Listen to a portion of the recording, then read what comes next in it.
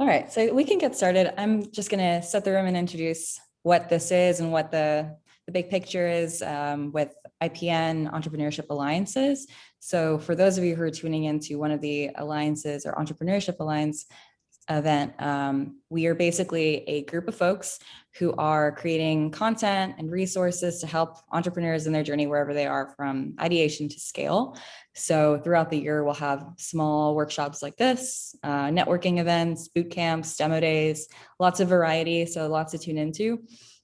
We also have an online community on Slack. If you're not already a part of it, I would definitely encourage you to sign up. It's a group of about 600 folks, and great with people with great backgrounds across all stages in their entrepreneurial journey.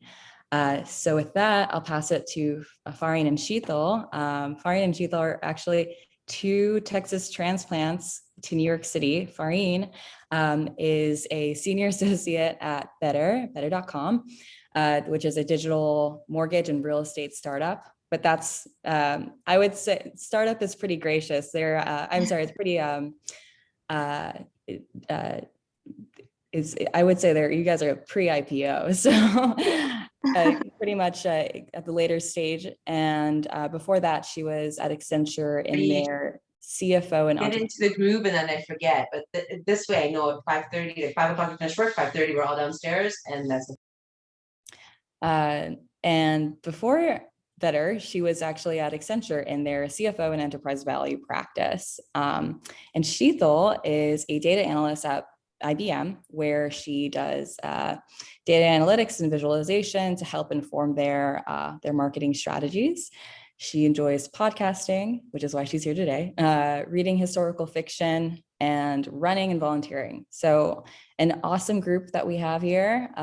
We're excited to get going. So with that, I'll hand it back to you guys. Thank you.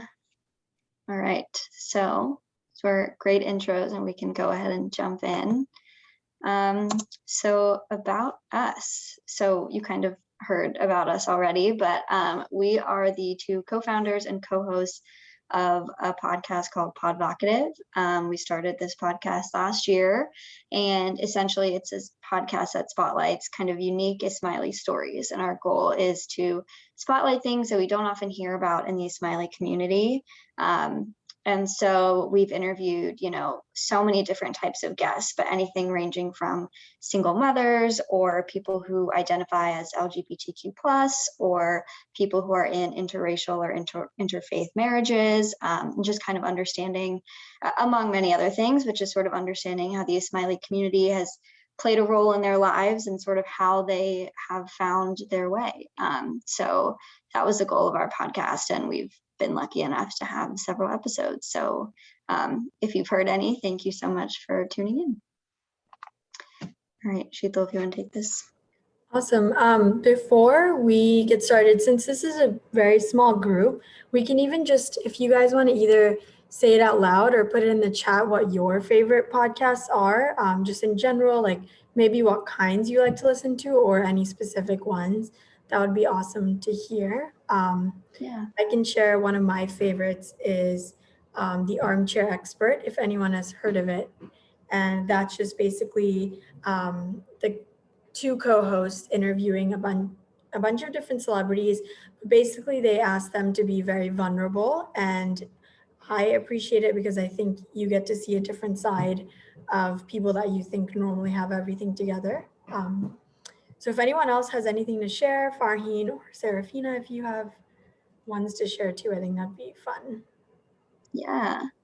Thanks for kicking it off, Sheetal. I really like an interview podcast that I really like is actually one called Smartless.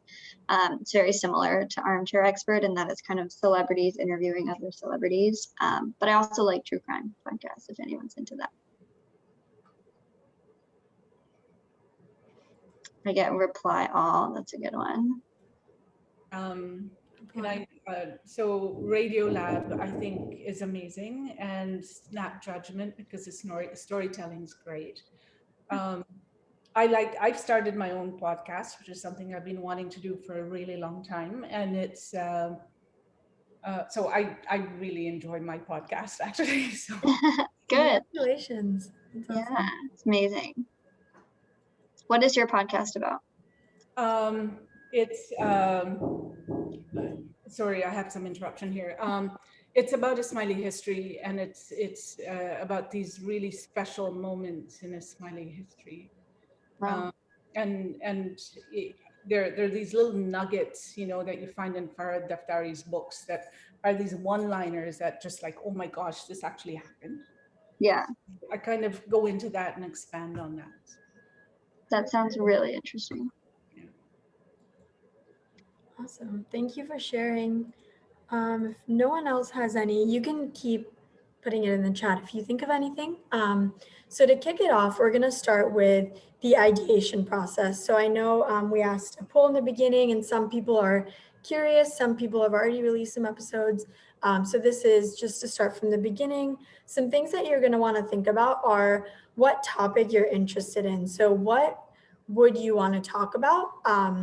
Do you want it to be, as Sophia mentioned, do you want it to be something related to history? Or as Farheen and I mentioned, ours is more storytelling. So there's just so many different topics that you could cover. Anything that you're passionate about, you can podcast about. And going off of that, the formatting is what's really going to help you convey that topic and do it justice. So we'll go into the different types of formats, but that will really be something that you want to think about. And then who is your target audience? And we'll cover that as well. Awesome. Cool. So thinking about podcast formats, I'm sure those of you who listen to podcasts or have started your own are very familiar with these. But of course, there's the interview format, and that's kind of what Sheetal and I do. There's conversations just between two co-hosts, and that's also another really popular one. There's also recaps. So if you're really into a specific TV show or a specific sport, there are podcasts that just recap, say, an episode or a game, and it's kind of just retelling. And then the other one is monologue or storytelling. So I mentioned true crime. I think most true crime podcasts are kind of falling in this category where you just pick a story and you tell it to your audience. So there's pros and cons to each of these formatting styles. It depends on what you're comfortable with, and also it depends on the topic. So with interview style, your guests do a lot of the talking. So you can really bring to light other people's stories, and you just have to focus on asking and guiding the conversation. It also opens up your show to new audiences because when you're interviewing, you're going to be interviewing a bunch of different guests. And so people may tune in for a specific guest or maybe a couple of guests. And so that really expands the horizon of your podcast. And then you also can have a bunch of different viewpoints and perspectives. So maybe one time you cover a topic from one angle, and then you can interview someone who thinks the other way. So those are just some pros, and then some cons. Interviewing can be a little awkward in the beginning. You never want it to sound like you're just bombarding the guests with questions. So it does take a little bit of practice. And then another thing with interviewing is you have to have a guest lined up, unless you can always alternate and do interview and then do monologue, but just scheduling and getting guests is a bit of a process to keep in mind. And then when you're interviewing and bringing on other people into your platform, you want to be mindful of how you're going to do that. Are you going to schedule something in person? Are you going to schedule time with them on Zoom? So you're at the mercy of their schedule. So those are just some things to think about for interviews. Yeah. And then monologue. So basically this, may seem obvious, but you don't really get to rely on anyone. You don't really get to have banter. You don't really get to have a conversation. So you have, that's kind of a pro and a con, right? You have to do all the work, but then you also get full control over the episode and over all of the content. You just kind of have to prepare a little more.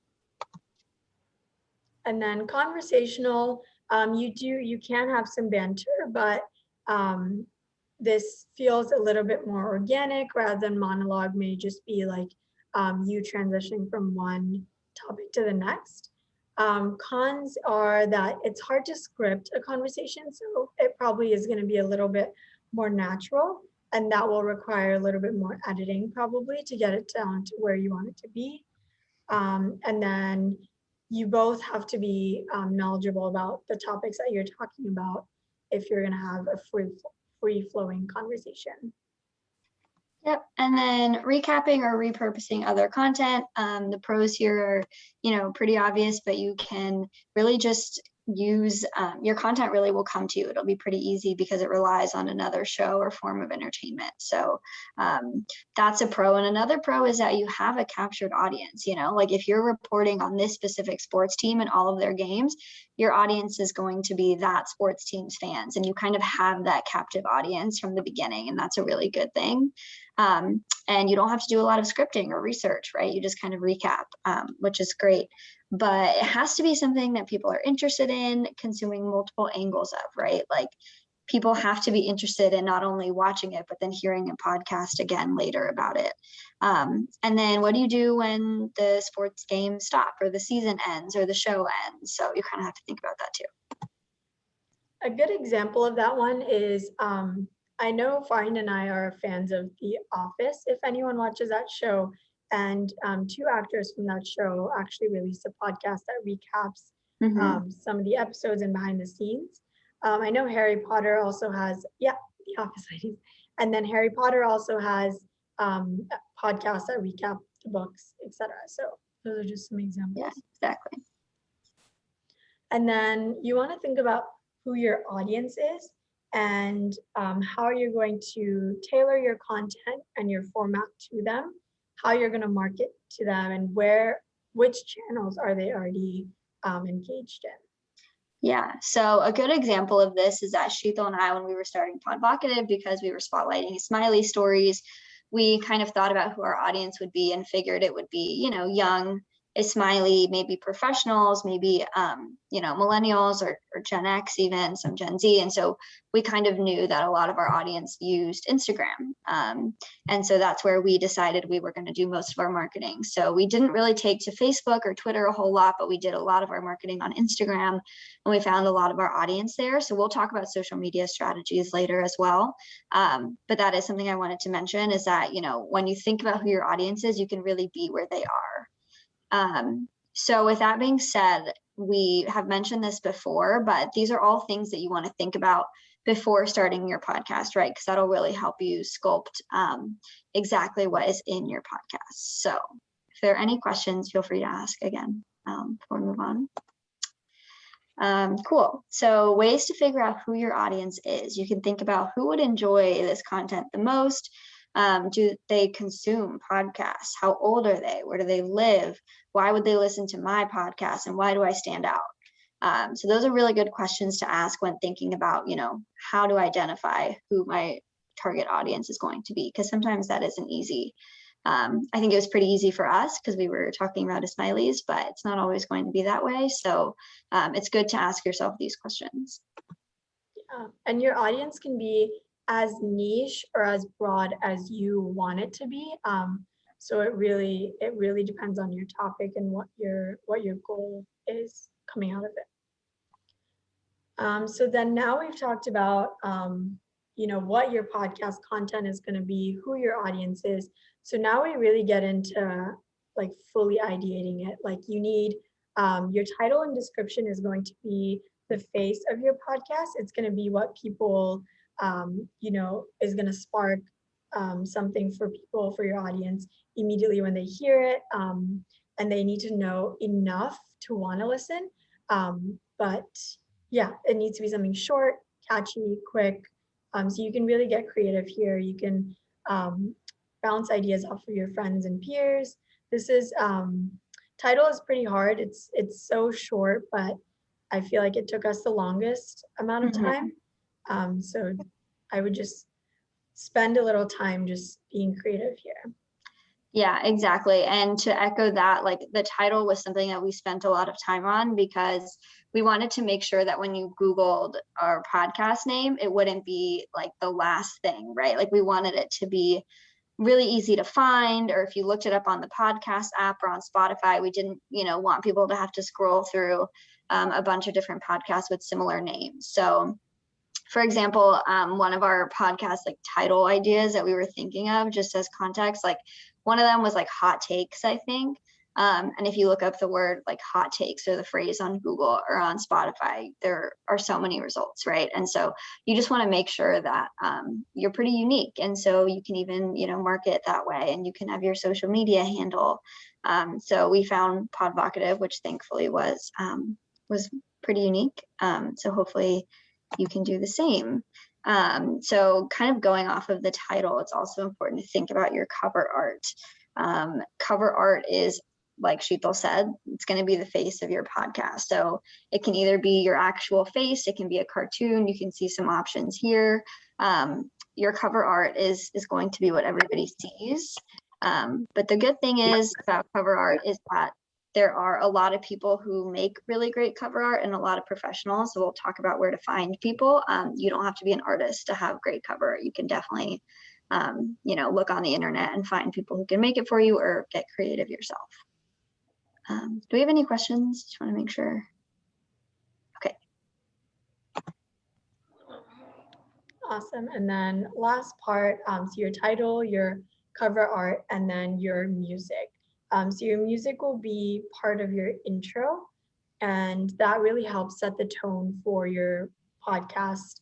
It's something that repeats every single episode, so you really want to make sure it reflects the goal of your podcast and kind of shows a little bit of the personality that you're bringing.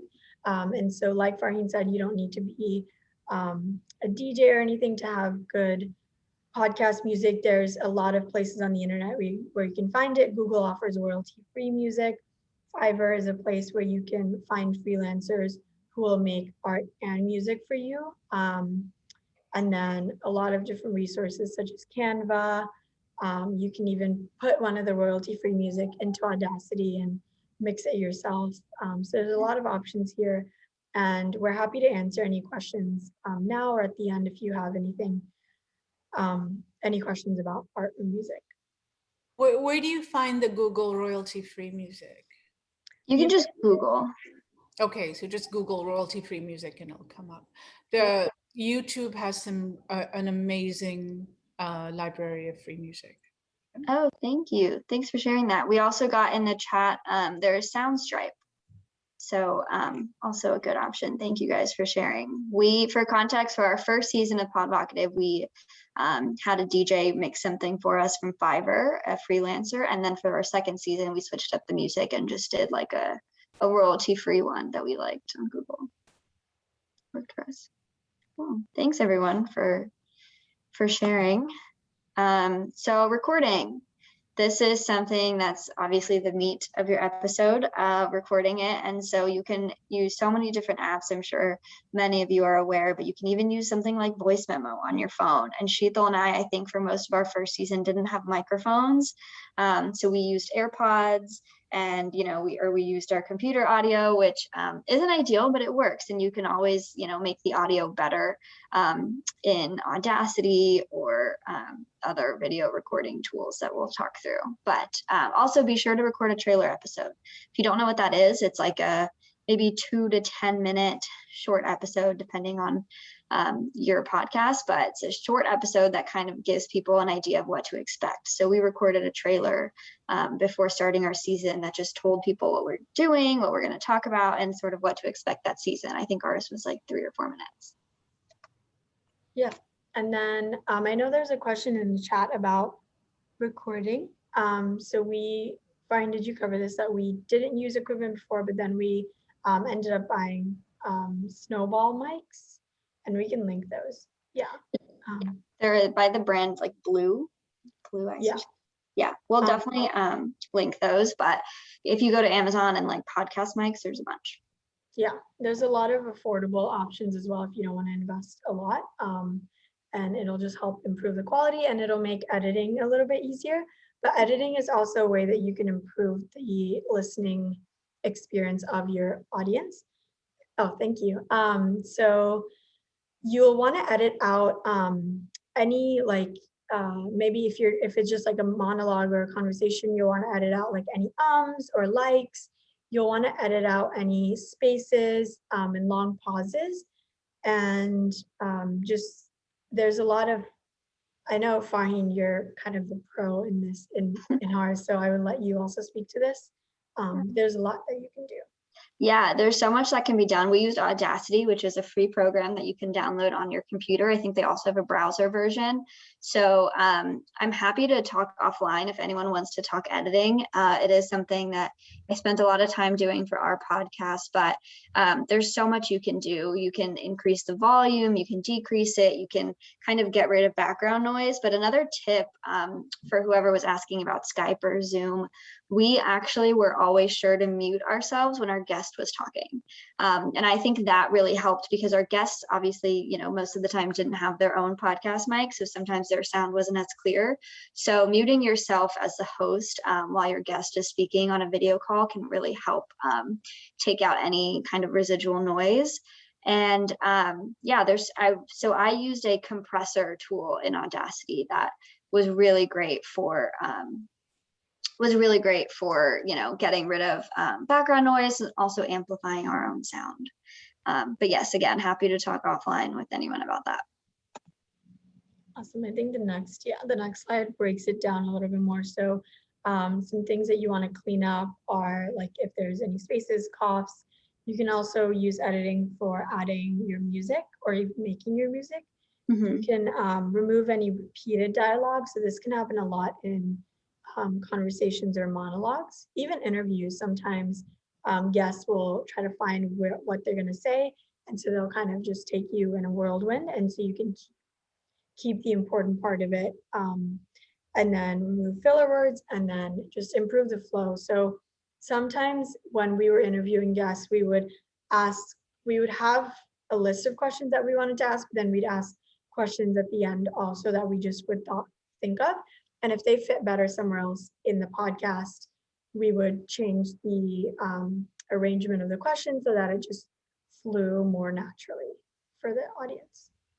Yeah, exactly. And we have a question in the chat. It's a great question. How much of a time commitment was editing when we did everything? So when we were editing newbies, it took us a really long time per episode. I would think maybe like 12 hours of editing for like a 40-minute episode, I think.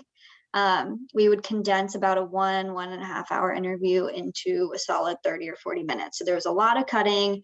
There was a lot of rearranging if things didn't make sense, looking into the flow, really listening through a bunch of times to make sure the sound was great. So when we were first starting, and when you're first starting, be sure to give yourself grace. It's going to take some time.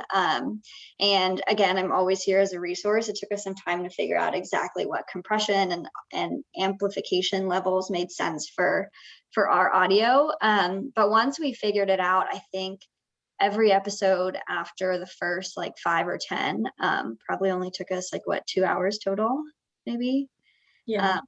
To edit, and we would kind of split up the editing to make it easier. But give yourself some grace in the beginning because it does take time. And I'm really thankful for you guys sharing some more tools in the chat right now. That's awesome. So we use Audacity, like I said, but if there's others that are better, please feel free to throw them in.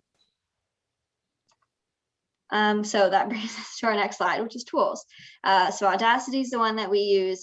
We looked up some others, and Ocean Audio Tool, and Acoustica 6 seem to be some popular ones that seem kind of user-friendly.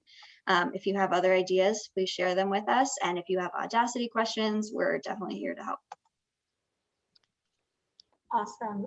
So are there any questions before we move on about creating your title, art, music, or about the actual content, the formatting, etc.?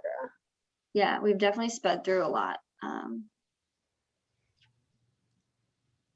Good question to everyone in the chat. If you guys want to just like share here aloud, would love to hear what topics you're looking into, what your podcasts are about. I know we heard about one already, the Smiley history. Awesome. We can just let those come in the chat, and then in the meantime, we can go over marketing. So marketing is how you can help find your audience and help get your message out there. Really, those are the two main goals. Yeah, so social media platform examples. These are two that we found that we kind of like. So on the left, you'll see this is a podcast Instagram. So every so often they'll post a picture of their guest, and then right next to that picture, they'll post a quote in the same format. So you can see their Instagram grid is like very consistent, looks the same throughout. So that's a really good way to do it. And then on the right is a Facebook page. So a different form of social media. And on the right is sort of just, they will post a picture and post a link and some descriptions about their episode. So yeah, if you are, depending on who your audience is, if you're looking into either of these, it's kind of important to think about what exactly you want your page to look like, and if you want it to be consistent, if you want it to be a certain color scheme, or what you want to share on it. So I'll let Sheetal talk through how our Instagram looks. Yeah, so we wanted to use Instagram to find listeners, and so we decided to create a very consistent color theme, which our cover art was purple, so we stuck with that. And we chose to do a picture of our guest, and then a quote, and then a question that we, since ours is interview style, a question that we asked them in the interview, and then that hopefully was enticing or gave people enough information to want to listen for the answer. And that was something that we like doing, but there's a lot of different ways that you can go about your social media. We're just providing some examples to spark inspiration. Yeah, and the whole purpose of your social media, right, is to make people want to listen to the episode. So we really tried to be intriguing and intentional with the quotes that we were choosing. So as you can see here, we have the guest introduction, and in that post, we'll, in the description, we'll talk about who the guest is. And then this is a question, so it's always the same. And this is a quote. So we specifically tried to choose things, we would listen to the episode and tried to choose things that really spoke to what our guest was talking about and what we found interesting, so that we could bring people in and make people interested in tuning in. So that's really the goal of curating your social media presence. All right, so we are about to switch topics. If anyone has questions about marketing or wants more details, please feel free to throw them out at any point before we move on. So we're going to talk about podcast hosting platforms next. Your podcast needs a place to live. You cannot directly upload it to Spotify or to Apple Podcasts. You need a hosting platform, and that hosting platform has an RSS feed that'll automatically upload your podcast to where it needs to go. So it's just where your podcast lives, and there's a few options here. We won't walk through each of these, but we use Red Circle. So that's worked really well for us. It's free. It's entirely free. You don't have to pay for upgrades. They also have ads integrated. So if you listen to our podcast, sometimes you'll hear an ad every so often. And it, allows for sharing really easily. So we love Red Circle. But if you have other questions about any others or about Red Circle, feel free to throw them out. Awesome. That's all that we had. So we want to open it up for any questions, discussion, anything you all want to talk about. Sheetal and Fareen, I'm really curious, what metrics were you guys using to gauge engagement or relatability? What were you looking at to assess, if you guys were on the right track, and what were the micro incremental changes that you made along the way from season 1 to season 2? Yeah, I can kick this off and then maybe Sheetal, I can hand it off to you. But we obviously, one of our main metrics is downloads. And downloads in podcasting is just listens. They don't have to download it on their phone, but it's someone who listened through to the end of the episode, all the way through. And so Red Circle shows us how many downloads we have and in what countries and where and in how many hours and days. And so, we really looked at to see if our social media was working. We looked at how many people would tune into the episode in the first day or the first week, right? Because that was when we would market it the heaviest on our Instagram, was in the week that it launched. And so that was one of our metrics. And And something that we changed between season 1 and season 2 was that we just like got a lot more, I think a lot more intentional with our questions. Sheetal, if you would agree, we really spent time researching and thinking about what we were going to ask so that we could make sure that we sounded like informed interviewers. Because I think when we started out, it was really easy to just like, we didn't know anything about certain topics. And so we would just go in and ask anything that we were curious about without being informed. And that can really change the tone and change the flow of the conversation when you've done your research and you can come to the conversation saying like, I read this or I've seen this, what do you think? And you can ask your interviewee in that way. So that was something that we changed. Yeah. And then just going off of that, another metric, if you want to call it that, was we would post for every episode, we would post different polls, snippets before the episode was going to be released. And we'd always have like on Instagram, like some kind of like question that you would get people engaged, and make the question relatable, even if everyone hasn't had the same experience as a guest. And so different topics brought in different types of engagement. Some topics were super relatable, so a lot of people were engaged, but other topics were a little more niche, so it was hard to get everyone engaged. Yeah, it's a really good point. And also we would do, after every episode almost, we did like an episode trivia on our Instagram, kind of pertinent to that topic. So that was a good way to see how many people were answering trivia and were actually interested in learning about the topic. So we would either do trivia on the actual episode itself, on our guest, for example, like, where is this guest from? And you could guess and see if you listened, you would probably get it right. Or we would just do it on that topic. So for example, we did an episode on IVF. So we did a trivia on IVF and just some IVF statistics. And so people could learn that way. So yeah, seeing how many people kind of echoing off of that, using our Instagram to poll people and ask questions, and seeing how many responses we got was really big for us. Can I ask a question? Do you guys put out little snippets of your audio on Instagram? Like, maybe a 20-second or a 30-second piece? Yeah, that's a great question. So we would do like before we would release, we would put like a little snippet of the episode on our story.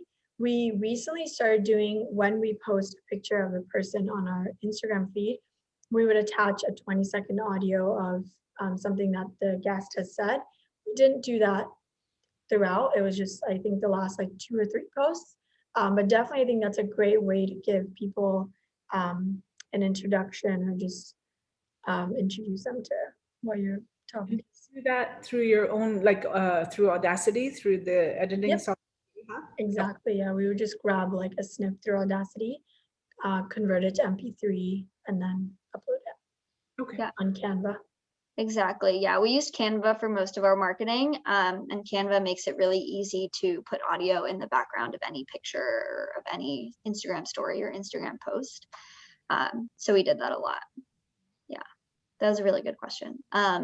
We have a question in the chat. This is a great question. How much of the season did you have finished before you released the first episode or committed to a release schedule? That's a really good question. And we typically try to have 6 to 8 episodes fully recorded before we launched. And if not fully recorded, then at least like we had them in the books and we had them slated and we knew exactly who it was going to be. So that is, yeah, that's a great question. And because editing, especially in the beginning, took us such a long time, committing to a weekly schedule was hard without having some stuff already in our back pocket. Yeah, to echo off of that, I think that goes, that can vary a lot based on your release schedule and then based on your own personal schedule. So we wanted to do more on the front loading side because we knew that we were going to be a little bit busier later. So we wanted to just do as much work in the beginning as possible. But if you're kind of comfortable just doing like spreading it out, that would also work too. It's whatever you're comfortable with. Yeah, exactly. Because we were opting for a weekly release, which required a lot of work before launching. Yeah. Another question, Sheetal, if you want to take this one, what tools or programs outside of Canva are you using to create content? Yeah. So mainly we used Canva. Friday, I know that there was another tool that we used to caption. What was the app name? I think it was called closed captions. So when we had videos, we would use this app called closed captions that auto-generated captions. And then sometimes we used PixArt. Pixar, yeah. So Yeah. Pixar allowed us some different options for editing. Like, so our picture of the guest has like a drawing of the guest next to it, and so we didn't find that option on Canva. So we used Pixar to kind of create that customized like outline of the guest. Yeah, exactly. Mostly we did use Canva though. So if anyone here has other recommendations for creating content, creating art, please throw them out, because we are pretty solid Canva experts and not experts in a lot of other tools. Cool. And then another question in the chat is there a particular workflow that you have used to collaborate and storyboard the episodes or season? This is a really good question. It's a lot of Google Docs.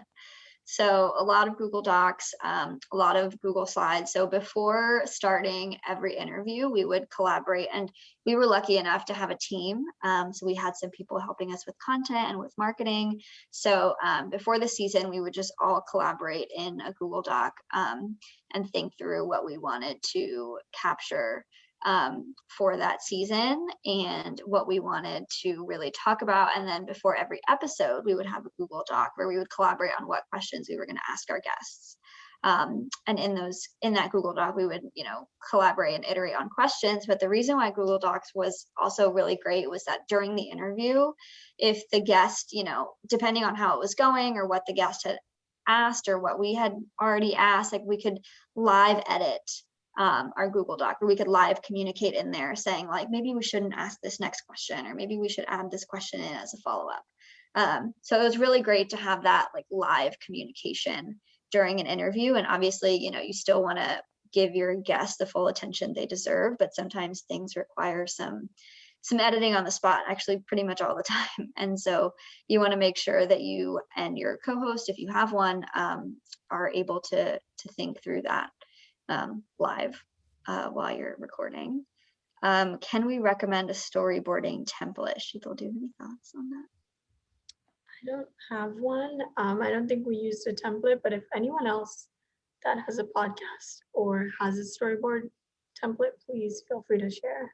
Sorry that we don't have one. Yeah, sorry. Canva seems like a great option, and Google Docs and Google Slides worked really well for us. I know those aren't the most advanced maybe. And, we had Canva Premium, so that was really great for us to think through. Of course. Thank you all for joining. Thank you. All right. Do we have other questions? I know we have a little bit of time left, and we're here to answer, so feel free to throw anything out.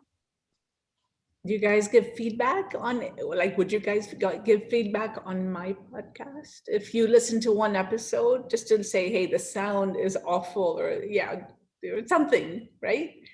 I just, I'm a beginner. It'd be nice to have some feedback. I know you guys are busy though. No, absolutely. I would love to. Did you already put the name of your podcast in the chat? No, I can do that now. Amazing. Perfect. We can also share our emails, so you guys can email us, send us links to your pages. We of course are not experts. We don't do it for a living, but we were really lucky to build up such a big following, and some of our episodes were had a ton of listens because I think they were topics that people were really interested in. So we've been lucky enough to kind of manage a decent sized listening base and kind of work with what they wanted to hear. So it was really great, but we also, sometimes people would give us critical feedback on our episodes, and we would have to readjust or think about how we could frame things better. So that was, a huge learning experience for us, and we're happy to listen to anyone else's and do the same.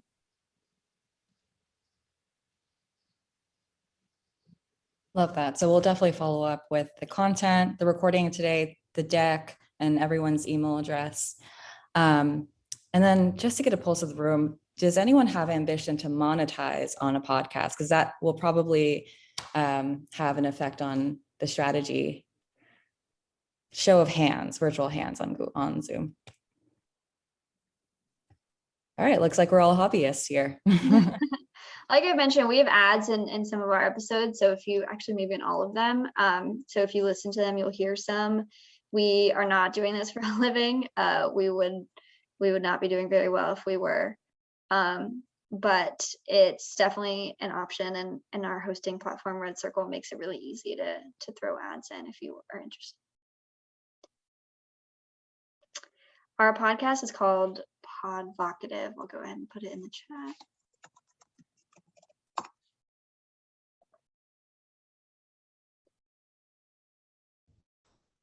I just want to say that both of you are doing really good work. I've been following you guys for a while, and I'm a little bit older, you know. I have my own podcast, somewhat similar to yours, but more open and broad to South Asians. But I absolutely, I almost in my mind think of you guys as like the gold standard in terms of your marketing and everything that you've done to be where you are. And I'm trying to get there.